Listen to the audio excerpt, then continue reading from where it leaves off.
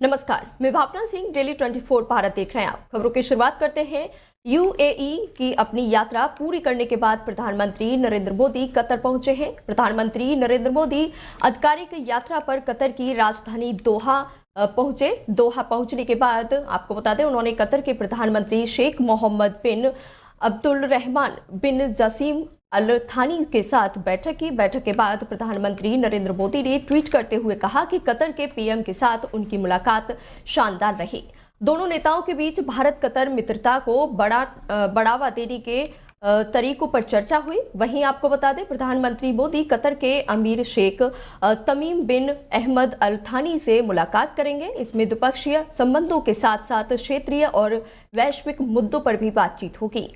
चुनावी बॉन्ड योजना पर सुप्रीम कोर्ट ने सरकार को बहुत बड़ा झटका दिया है। देश की सर्वोच्च अदालत ने आपको बता दें, इलेक्टोरल बॉन्ड स्कीम को असंवैधानिक करार देते हुए रद्द कर दिया है। इतना ही नहीं, सुप्रीम कोर्ट ने पिछले 5 सालों के चंदे का हिसाब किताब भी मांग लिया है।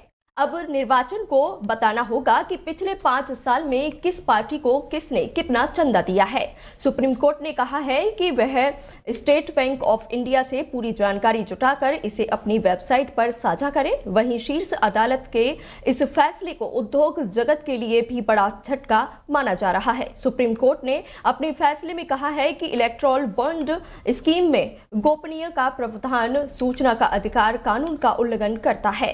अब शीर्ष अदालत के फैसले के बाद पब्लिक को भी पता होगा कि किसने किस पार्टी की फंडिंग की है। आपको बता दें, 4 लोगों ने सुप्रीम कोर्ट में याचिका देकर चुनावी बॉन्ड स्कीम की वैधता को चुनौती दी थी। किसानों का विरोध प्रदर्शन लगातार जारी है। किसान और उनके नेता अपनी मांगों पर अड़े हैं। दिल्ली कूच के लिए दिल्ली के कई बॉर्डर पर किसान डटे हुए हैं। वहीं इसी के साथ ही आपको बता दें, किसानों को रोकने के लिए दिल्ली के बॉर्डर पर भारी पुलिस बल तैनात है। आपको बता दें, शंभू बॉर्डर पर हजारों की संख्या में किसान डटे हुए हैं और नेशनल हाईवे बंद कर दिया है। इस बीच केंद्र सरकार के 3 मंत्रियों के साथ एक बार फिर से किसान नेताओं की बैठक होगी। ये तीसरे दौर की बैठक है। किसान नेताओं ने कहा, बैठक होने तक वे दिल्ली की ओर बढ़ने की कोशिश नहीं करेंगे। कांग्रेस महासचिव जयराम रमेश का बयान सामने आया है। किसानों का समर्थन करते हुए कांग्रेस महासचिव ने कहा, किसान संगठनों ने जो भारत बंद का ऐलान किया है, हम उसका समर्थन कर रहे हैं। कल सासाराम में भारत जोड़ो न्याय यात्रा में राहुल गांधी किसानों के साथ मुलाकात करेंगे। आगे उन्होंने कहा कि 3 मंत्रियों की नियुक्ति दिखावा है। किसानों पर ड्रोन से आंसू गैस के गोले छोड़े जा रहे हैं। सड़कों में कीलें लगा दी गई हैं। जिस प्रकार की भाषा इस्तेमाल किसानों के खिलाफ की जा रही है, ये निंदनीय है। किसान देश और समाज की रीढ़ की हड्डी हैं। वे अन्नदाता हैं। इसी के साथ ही आगे उन्होंने कहा, ये सरकार चंदादाताओं का सम्मान करती है, अन्नदाताओं का नहीं। कांग्रेस के पूर्व अध्यक्ष राहुल गांधी ने पुलवामा आतंकी हमले की बरसी पर सवाल किए हैं। उन्होंने बता दें आपको, कहा है कि इस घटना को 5 साल बीत गए, लेकिन शहीदों को न्याय कब मिलेगा। राहुल गांधी ने इस हमले में शहीद हुए कुछ जवानों के परिवारों के साथ अपनी हालिया मुलाकात का एक वीडियो भी एक्स पर साझा किया है। उन्होंने कहा, पुलवामा हमले में 5 वर्ष, ना कोई सुनवाई, ना कोई उम्मीद और आपको बता दें, अनगिनत सवाल जिनका अभी तक कोई उत्तर नहीं मिला। आखिर शहीदों को न्याय कब? शहीद परिवारों की पीड़ा सुनिए और समझिए। बीजेपी प्रवक्ता शहजाद पूनावाला का बयान सामने आया है। कांग्रेस संसदीय दल की अध्यक्ष सोनिया गांधी के राजस्थान से राज्यसभा चुनाव के लिए नामांकन दाखिल करने पर बीजेपी प्रवक्ता शहजाद पूनावाला ने कहा, इस नामांकन के साथ एक बात स्पष्ट है कि गांधी परिवार का औपचारिक रूप से उत्तर प्रदेश के साथ अब कोई भी रिश्ता बचा नहीं है। उन्होंने इसे खत्म कर दिया है। उत्तर प्रदेश ने उनके परिवार को राजनीतिक रूप से पोषित किया। पहले वे अमेठी हारे और अब उनको हवा का रुख पता चल गया है कि शायद रायबरेली में भी वे सीट हारने वाले हैं। वहीं आगे उन्होंने कहा, इससे पहले उन्होंने उत्तर प्रदेश से अपने सारे रिश्ते नाते तोड़ दिए। यूपी मंत्रिमंडल विस्तार से जुड़ी बड़ी खबर सामने आ रही है। जानकारी के मुताबिक दिल्ली में बीजेपी की बैठक के बाद यूपी मंत्रिमंडल विस्तार होगा। सूत्रों के हवाले से खबर है कि आपको बता दें, एसबीएसपी चीफ ओम प्रकाश राजभर, सपा से बीजेपी में आए दारा सिंह चौहान और जयंत चौधरी की पार्टी आरएलडी के विधायक मंत्री बनाए जा सकते हैं। सूत्र बता रहे हैं कि इसी महीने मंत्रिमंडल विस्तार संभव है।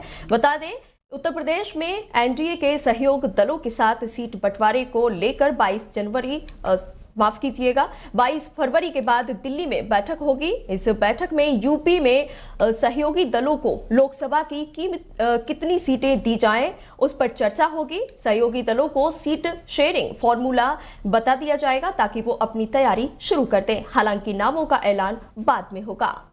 सीएम योगी आदित्यनाथ आज गोरखपुर दौरे पर रहे। इस दौरान सीएम योगी ने गोरखपुर में बीआरटी मेडिकल कॉलेज में सोलर रूफटॉप प्लॉट की लोकार्पण और प्रशासनिक भवन का शिलान्यास किया। इसी के साथ ही जनता को संबोधित करते हुए उत्तर प्रदेश के मुख्यमंत्री योगी आदित्यनाथ ने कहा, आज का दिन इस मेडिकल संस्थान के लिए बहुत महत्वपूर्ण है।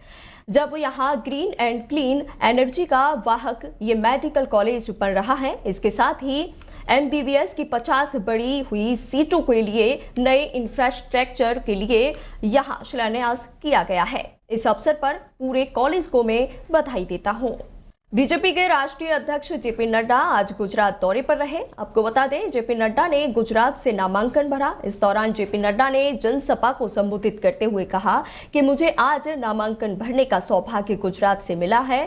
मैं ऐसा मानता हूं कि नामांकन पत्र भरने का सौभाग्य मुझे कई बार मिला है, कई पदों के लिए, लेकिन गुजरात में आकर के नामांकन भरने का सौभाग्य मुझे मिला है। ये मेरे लिए विशेष सौभाग्य है। इसके लिए मैं सबसे पहले तो हमारे प्रधानमंत्री नरेंद्र मोदी भाई जी को दिल की गहराइयों से धन्यवाद देता हूं, जिन्होंने मुझे ये मौका दिया। अमित भाई शाह जी को भी और चुनाव समिति को, जिन्होंने मुझे गुजरात से इस नामांकन पत्र भरकर संसद जाने का सौभाग्य दिया। आगे जेपी नड्डा ने कहा, मैं ये मानता हूं कि देश के राजनीतिक दृष्टि से जो परिवर्तन आया है, उस परिवर्तन और राजनीतिक संस्कृति को बदलने में हमारे प्रधानमंत्री मोदी का प्रमुख योगदान है। नामांकन पत्र भरने का सौभाग्य गुजरात से मिल रहा है। मैं ऐसा मानता हूं कि नामांकन पत्र भरने का सौभाग्य मुझे कई बार मिला है, कई पदों के लिए, लेकिन गुजरात में आकर के नामांकन भरने का जो सौभाग्य मुझे मिला है, ये मेरे लिए विशेष सौभाग्य है। इसके लिए भी मैं सबसे पहले तो हमारे यशस्वी प्रधानमंत्री श्री नरेंद्र भाई मोदी जी को दिल की गहराइयों से धन्यवाद देता हूं, जिन्होंने मुझे ये मौका दिया। अमित भाई शाह जी को और चुनाव समिति को, जिन्होंने मुझे गुजरात से इस नामांकन पत्र भर करके संसद में जाने का सौभाग्य दिया है। फिलहाल मेरे साथ बस इतना ही, और ऐसी देश दुनिया की तमाम खबरों को जानने के लिए जुड़े रहिए Daily 24 भारत के साथ।